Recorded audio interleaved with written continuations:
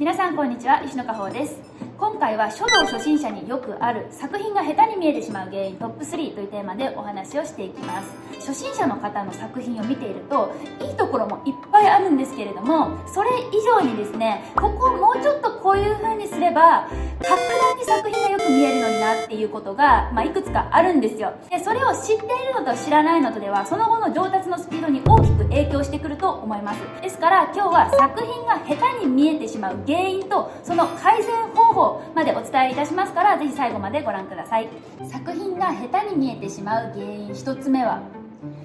黒綿棒みたいな線を引いているですね。どういうことかというと、こちらの画像をご覧ください。この上と下の画像を比較すると、皆さんどちらの方がいい線だと思いますか？もちろん下ですよね。上の線はどうして良くないかというと、始まりと終わりだけに力がかかっていて、一番大事な線の部分がおろそかになってしまっています。書は線の芸術ですから、線がしっかり引けていない作品は良くない作品として判断されてしまうことが多いんです。なので初心者の皆さんはこの線をしっかり引くっていう気持ちを大切にして書に取り組んでいただけると、すごく上達しやすくなるんですね。どうしても線の始まりの置き方だとか終わりの止め方に意識が向きがちですよね。それはそれでいいことでもあるので意識を続けていただきたいんですけれども、それ以上に大事なのがこの創出部分、線を引いてる途中が最も大事です。ここで力を抜いてしまう方がすごく多いんですね。こうなってしまうと本当にもったいないです。始まりと終わりがしっかりできていても真ん中で線がスカッと抜けてしまっていては台無しになってしまうので、ぜひこの線をしっかり引くっていうことを意識してみるといいのかなと思います。じゃあ言葉だけでは伝わりにくいので実際に書きながら説明をしていきたいと思います。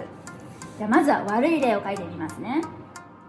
先ほどの黒綿棒じゃないですけれども、始まりと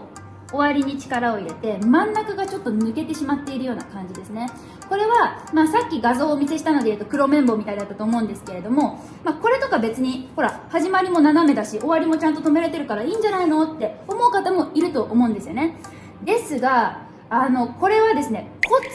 粗しょう症線っていう風に呼ばれる線ですよ。さっきの黒綿棒とはまた表現が変わってくるんですけれども、見てください。ここ骨がスカスカ状態に見えるじゃないですか。これは人間でも良くないですけど、線でも骨粗しょう症に見える線は良くないんですね。なのでこれがちゃんと、骨力を増すというか骨密度を増すような感じでしっかり抜けずに引けるっていうのが大事なんです。創出部分ってどうしても初心者のうちは不安定になっちゃうのが怖くて早く引いてしまう人が多いです。もちろん逆の人もいると思います。ゆっくりになってしまう人もいると思うんですけれども、早く引いてしまう人は特にここが抜けやすい。なのでゆっくり書くことを意識するだけでもかなり改善されると思います。起筆で力を加えますけど、その筆圧を創出部分でも抜かないようにするといいですね。で収出もそれほど抑えすぎることはありませんから、起筆から創出までほぼ一定の筆圧で進めていくと美しい線に仕上がります。ぜひ意識してみてください。作品が下手に見える原因2つ目は線がペタッとしているですね。まずはこちらの画像をご覧ください。皆さんは上の画像下の画像どちらの方がいい線に見えますか？正解は下の方がいい線です。どうして上の線が良くないかと言いますと、太い細いの変化がなさすぎてペタッとして見える、平面的に見える、子供っぽく見えるっていうような感じなんですよね。なんで良くないかっていうのをこれから実際に書きながら説明していきます。はい、じゃあまずは悪い例からお見せしますね。皆さんは筆先の位置に注目してご覧ください。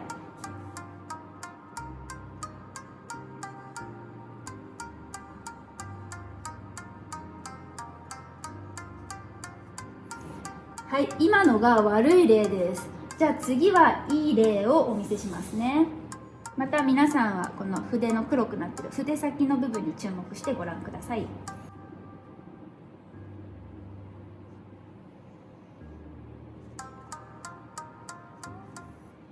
分かったでしょうか？この筆先の通る位置が悪い例といい例では違ったの、皆さん気づきましたか？悪い方では筆先が線の中央を通っていきましたよね。いい例では筆先がまず縦角では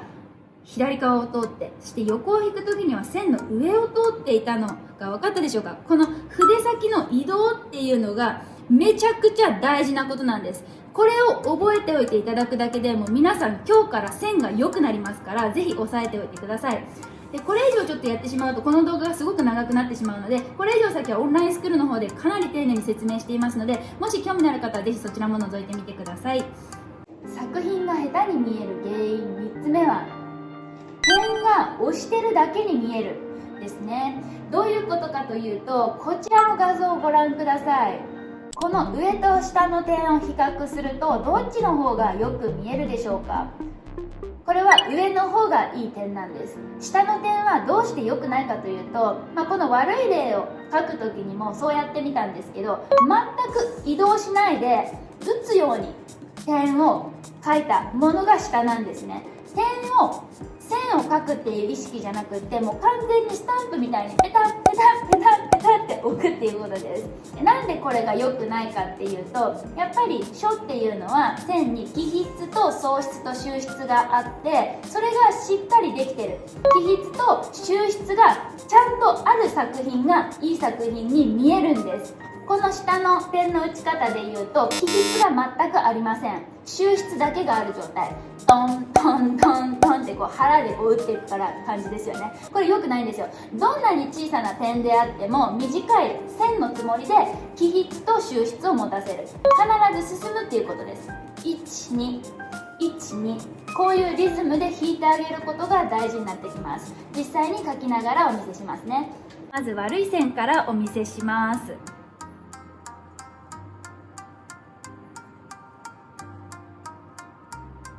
はい、点の大きさを変えるとか、ここをちょっとドーム状にして収筆の高さをコントロールして工夫する。これは素晴らしいことなんですよ。でパッと見もちゃんと形にはなってると思うんです。でも線を見ていくとこれでは不十分なんですね。先ほど説明もしましたけれども、これだと本当に打ってるような感じ、本当に点をつけてる感じですよね。始まりと終わりを作る、これが線なんです。これね、名称は点っていうふうに呼ばれますけれども、実際に書く動作というのは点を打つっていう感じではないんです。点を引いていますね。これを理解しておくだけでも作品が変わると思うんです。今楷書の例でやってますけれども、行書の時なんかでも同じですよ。そうですね、草冠の行書を書いてみましょうか。例えばそうですね、草冠、例えば省略するとこういう風になったりしますね。その時も点が2つあるような状態なんですけど、その時にもですね、こういう風に書く方がいらっしゃるんですよ。どうしても最初こうなってしまうのはもうしょうがないで、私も昔こういう風に書いてましたもん。これの何が良くないかっていうと、やっぱり起筆がないことなんです。線の始まりが全くなく、収筆はしっかりありますけどっていう、この線として不十分な状態なんですね。先ほども言いましたが、うまい書というのは起筆と収筆が明確です。なので例えば始まり方をちょっと筆を穂先をからげて増法っていうんですけれども、こういう風にしてあげたりとか、そうしたら起筆ちゃんと作れますからね。そうでなかったとしても始まりこういう風にしっかり置いてあげる、筆圧をかけるっていう動作をしてあげるだけでしっかりして見える点になりますから、それを意識されるといいのかなと思います。起筆と収筆しっかり作るですね。そうやって点を打っていくと必ずいい作品に近づきます。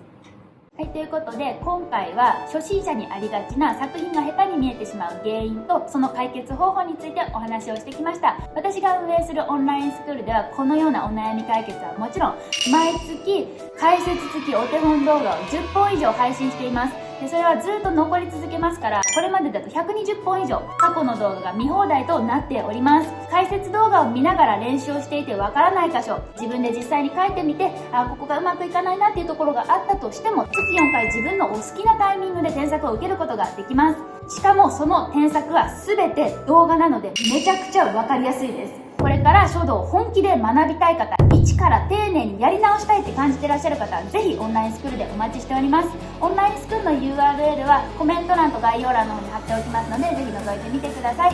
それではまた、バイバイ。